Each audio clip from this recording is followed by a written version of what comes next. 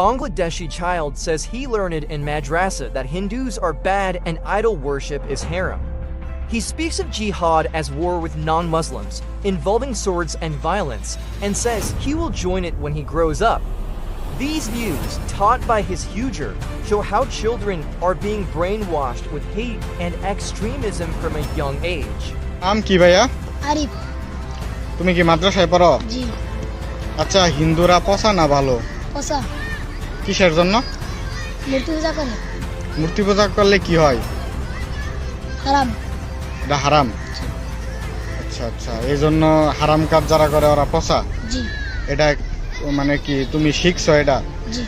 আচ্ছা আচ্ছা, তুমি কোথা থেকে শিখছো এটা? মাদ্রাসা থেকে।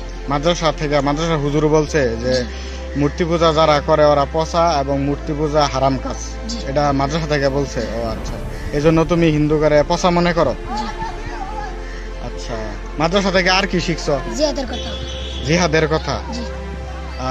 জিহাদ কি? অমুসলিম, অমুসলিমের সাথে যুদ্ধ করা।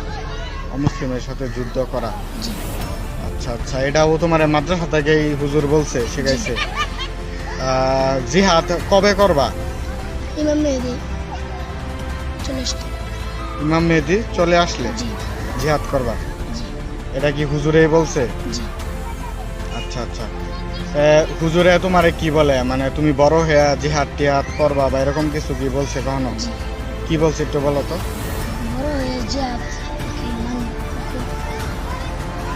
বড় হয়ে জিহাদ করবা এটা বলছে? জিহাদে তো অনেক মারামারি করা লাগে, অনেক তরোয়ার দিয়ে যুদ্ধ করা লাগে, এগুলা কি তুমি করতে পারবা?